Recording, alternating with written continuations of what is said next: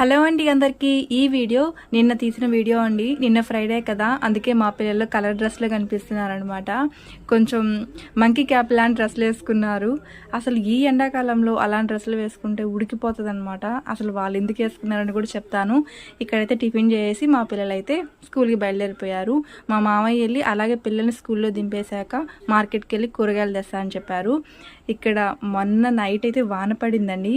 అందుకే పొద్దున్న లేసాక చాలా చల్లగా భలే ఉన్నిందనమాట. అలా ఉంటే మనసుకి ప్రశాంతంగా చల్లగా, అంటే ఇంత బాగా ఎండలు ఉన్నాయి కదా, ఒక్కసారికి నైట్ అంతా వర్షం పడింది. అంతా కాదులేండి, కొంచెం సేపు పడింది. తర్వాత మార్నింగ్ లేసరికి చల్లగా భలే ఉందనమాట వాతావరణం అయితే. అందుకే వాళ్ళు అలాంటి డ్రెస్సులు వేసుకున్నారు.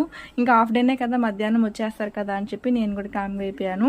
మా అత్తమ్మ అయితే ఇక్కడ పూలైతే కోసుకొచ్చేసారు. చూసారా, ఇక్కడ ఎన్ని ఉన్నాయి, 3 ఉన్నాయన్నమాట. వీటి పేరు కూడా నాకు ఏదైనా గుర్తు రావట్లేదు. మల్లెపూలు అలాగే మందారాలు అనమాట. ఇంకా వర్షం పడింది కదా, చెట్లు అయితే భలే ఫ్రెష్గా అనిపిస్తున్నాయి.